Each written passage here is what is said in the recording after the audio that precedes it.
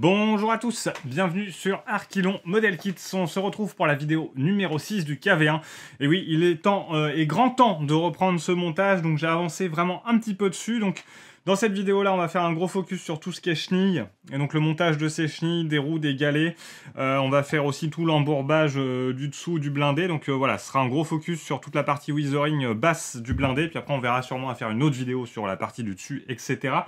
Donc pour cette étape-là, vu que je suis pas encore un pro des blindés, loin de là, puisque ce n'est que mon deuxième, je vais largement m'appuyer sur les techniques de l'encyclopédie des blindés, donc le numéro 4 dédié au vieillissement de Chemic, donc voilà, qui est un super bouquin que j'ai déjà présenté sur ma chaîne. Il y a vraiment beaucoup de techniques expliquées, donc j'ai déjà fait l'acquisition d'à peu près tous les produits qui vont être nécessaires à la réalisation de tout ça. Donc déjà, en première partie de cette vidéo, on va s'attaquer aux chenilles. Je vais vous montrer comment, en partant donc de cet état-là, qui est simplement l'état post-peinture, on va arriver à ce premier état de vieillissement, donc qui sera retravaillé vraiment à la fin, puisque celui-là on va le mettre sur un petit duo, sur un petit chemin en terre boueux, plutôt humide.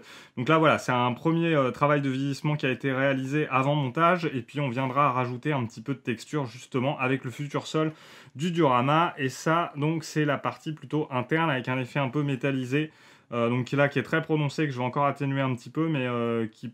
Voilà, c'est au niveau des passages des galets en général. Si vous regardez des photos de référence, on s'aperçoit qu'il y a, voilà, il y a un effet de peinture. Il n'y a pas vraiment beaucoup d'érosion à cet endroit-là. Il y a surtout voilà, un effet de peinture métallique, puisque ça vient frotter continuellement sur ces parties-là. Et les traces ne peuvent pas vraiment se déposer là, puisqu'on a les galets qui passent tout du long. Donc je vais vous montrer voilà, comment, en partant de ça, on arrive à ça et à ça. Donc c'est parti, vous avez déjà ce que je vais utiliser ici.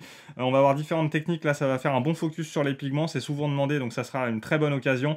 Donc je vais utiliser du Light Rust, du Russian Earth, de l'Europe Earth et du Dark Earth. Donc sans plus attendre, on attaque avec ça tout de suite.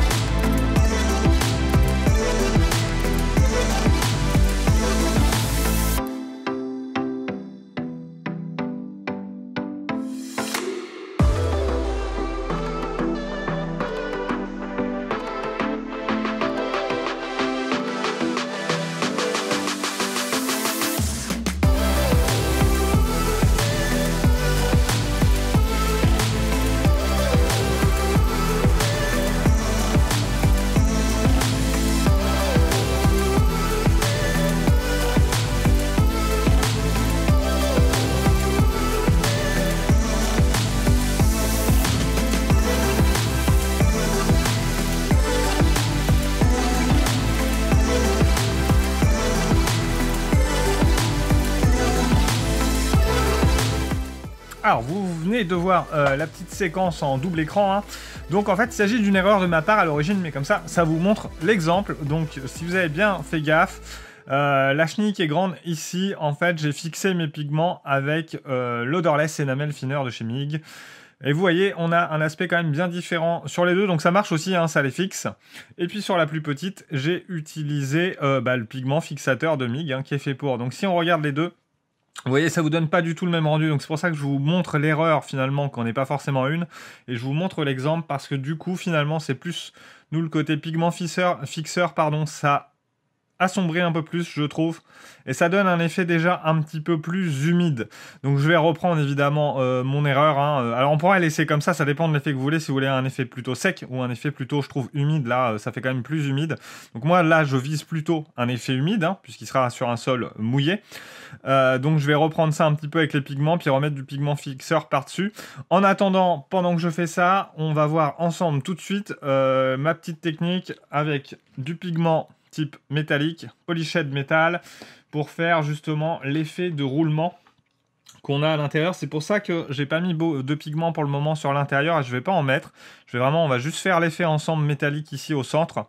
Parce que là, après, c'est pareil. Une fois qu'il sera posé sur le diorama, on viendra retoucher, on viendra rajouter du pigment pour qu'on n'ait pas que l'effet rouille, mais je pense qu'il y a même de la terre qui passera peut-être un petit peu dedans, etc. Donc voilà, je vais pas m'encombrer à faire ça, puisque après, on va le refaire complètement. C'est qu'une première passe. Donc voilà, on va faire cet effet un peu métallique au niveau de l'intérieur, hein, qui simule justement ce fameux effet des roues et des galets qui passent dessus continuellement. Donc on fera aussi cet effet-là sur la roue pour être raccord, mais voilà un petit peu l'esprit de ce qu'on va voir tout de suite.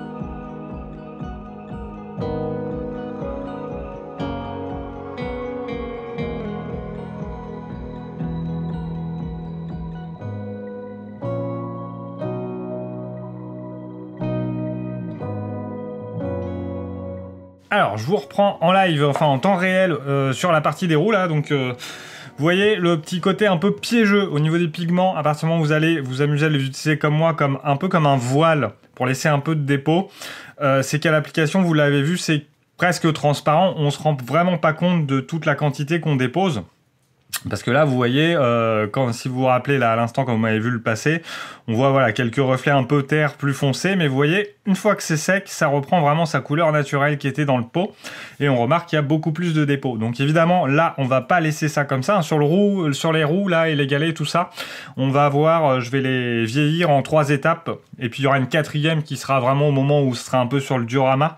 Donc là, on a fait la première chose, c'est de faire un voile qui représente en fait de la terre sèche.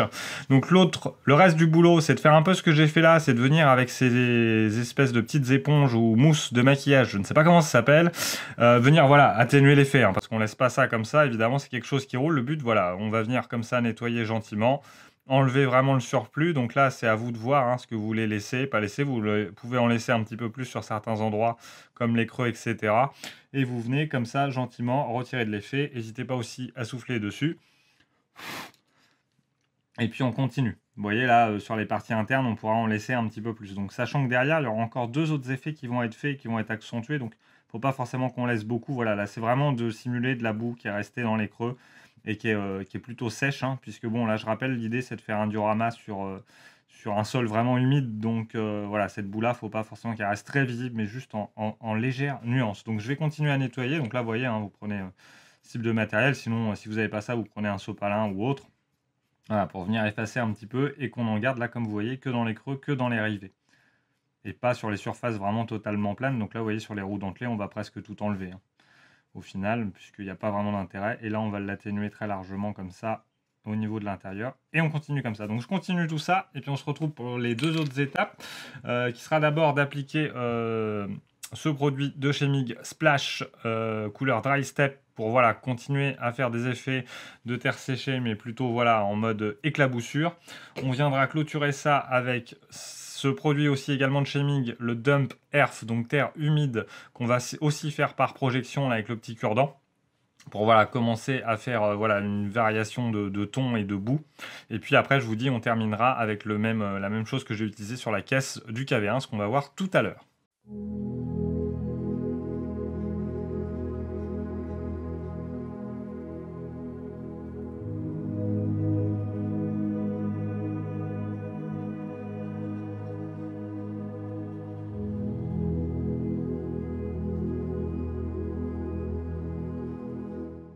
Alors j'expérimente ici la technique de projection par aérographe. Donc voilà, n'hésitez pas à faire un petit test avant.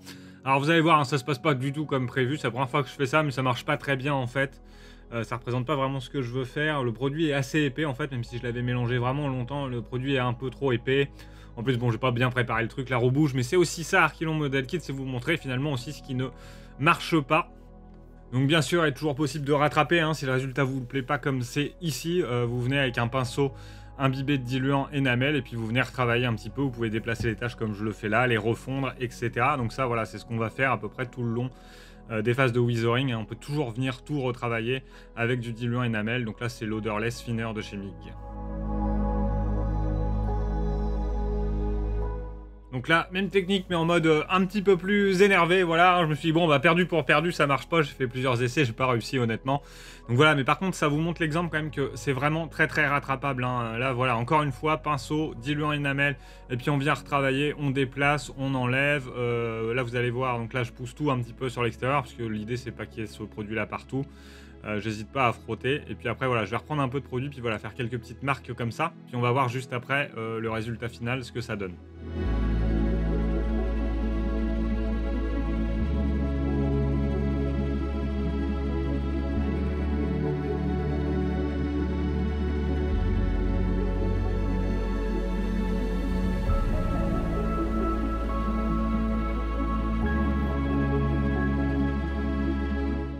Alors voilà pour les roues, j'ai appliqué les autres produits de la même manière, ou soit directement au pinceau, c'était un peu plus simple.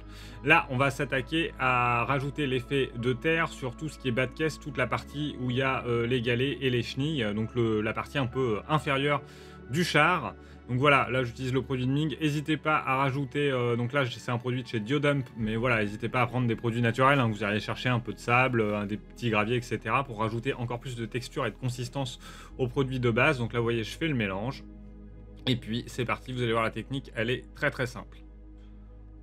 Donc d'abord, on vient déposer le produit comme ça, directement au pinceau, sur les parties où il faut qu'il y en ait, hein. Donc voilà, tout ce qui va être dépôt de terre, donc plutôt sur les parties dessus, les parties où il y a du creux, voilà, partout où vous pensez que la terre pourrait s'accumuler. Donc on vient faire comme ça toute la partie du dessous du char.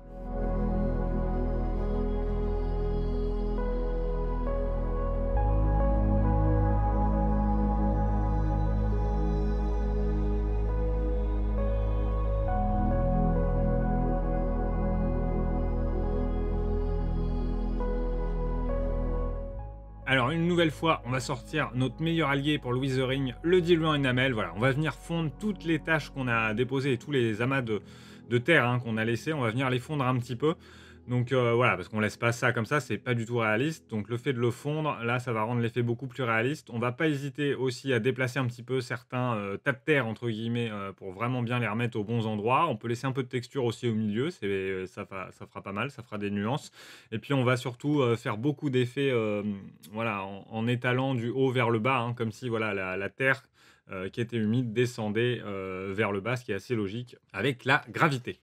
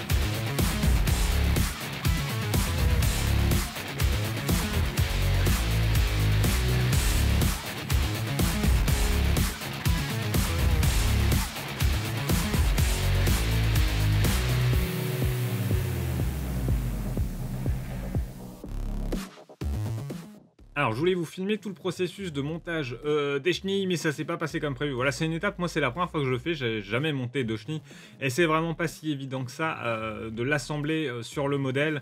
Voilà, donc il faut coller, il faut être soigneux sur ce qu'on fait, il faut faire gaffe, il faut vérifier que ça passe bien.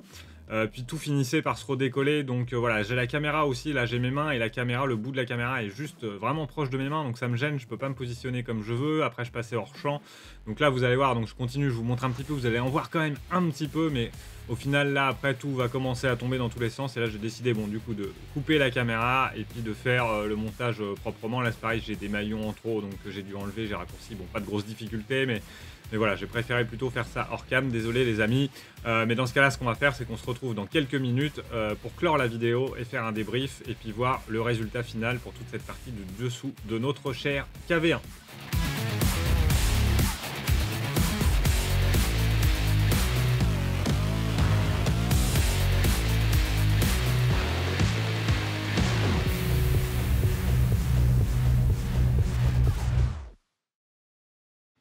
Alors, l'heure est venue de clôturer cette 6e vidéo, donc qui couvre intégralement, voilà, la partie chenille, roue, galet et tout le bas de caisse au niveau du tank, hein. Je me suis vraiment focus sur la partie basse du tank. Évidemment, la vidéo 7, elle, portera sur tout le weathering de la partie haute, comme ça, voilà. Et puis, on aura une vidéo 8 qui concernera la partie diorama, hein, puisque celui-là, on le pose sur un diorama, donc ce sera assez simple, hein, sur une grosse route boueuse, pardon, ou plutôt chemin boueux dans ce cas-là, puisque ça ne sera plus une route. Donc voilà pour le résultat final. Donc vous avez vu à peu près toutes les étapes, hein. J'ai bien fait les roues en 3 étapes avec les 3 produits que j'avais mis en vidéo, que j'avais nommés dans la vidéo, pardon. Donc voilà, évidemment, ça sera retravaillé lorsqu'on va le poser sur son petit diorama. Voilà, donc j'ai déjà fait quelques essais des textures qui sont là. AK terrain wet ground et dark earth. Donc le wet ground, c'est le terrain humide qui est là. Le dark earth pour voir un peu ce que ça donnait. Et puis ça, c'est le puddles, donc les espèces de petites flaques d'eau. J'ai également des produits de chez Diodum qu'on pourra tester, mais ils sont en petite quantité. Alors voilà, à voir si ça peut suffire pour tout couvrir ou juste faire une passe. Donc évidemment, toute la partie chenille, je le dis depuis le début, hein, mais sera aussi retravaillée à ce moment-là, puisqu'on va vraiment le poser dans quelque chose de vraiment plein de terre. Donc on va rajouter de la structure ici. Pourquoi pas un peu de branchage, enfin d'herbe pris dedans, de la terre qui va venir là, voilà, faire des flaques d'eau aussi un petit peu. Donc voilà, on va vraiment le travailler comme ça. Mais c'est vrai qu'une fois qu'il sera posé dessus, du coup, ça va être beaucoup plus pratique de le travailler comme ça. Voilà ce que ça pourra donner. Bon là, ça donne pas grand-chose évidemment, mais voilà. Donc pour cette partie-là, quoi dire d'autre? Bah non, voilà, c'est des étapes assez sympas à faire, hein. Il n'y a pas de grande difficulté. Vous avez vu avec l'enamel finner, vous pouvez toujours tout retravailler. Donc voilà, c'est l'avantage. Donc là, on a quand même bien sur les galets ici l'effet de ce qui pourrait être de la terre un peu sèche avec de la terre plus, voilà, plus récente, plus humide, plus sombre. Voilà, c'est vraiment l'effet que j'ai voulu créer. Donc voilà pour cette vidéo numéro 6. Je me suis bien amusé. Donc je vous promets, parce que là, l'écart entre la 5 et la 6 est astronomique. Je n'ose même pas regarder, les amis. Mais bon, voilà, bref. Donc je vais quand même essayer de faire suivre assez rapidement les vidéos 7, 8, voilà, avec le diorama, donc la 8. Pour en finir avec le KV1, hein. Je prends beaucoup de plaisir à le faire, mais il est largement temps que je le termine, ça devient un petit peu long. Et puis, parallèlement, je suis en train de travailler sur la Jeep de chez Tacom, et nettoyage du kit, dégrappage, tout ça, et en train de monter en même temps la vidéo, donc ça va suivre aussi, puis on va se retrouver pour un petit unboxing, parce que ça fait quand même longtemps. Voilà, sur ce, je vous remercie encore tous pour votre soutien, pour les j'aime, pour les commentaires, pour vos abonnements. N'hésitez pas à passer sur le Discord Archilon Model Kits et venir échanger et partager avec nous, hein. C'est votre espace dédié de communication pour tous ceux qui me suivent. Donc sur ce, je vous souhaite plein de bonnes choses, portez-vous bien, maquettez bien, et à la prochaine pour de nouvelles aventures.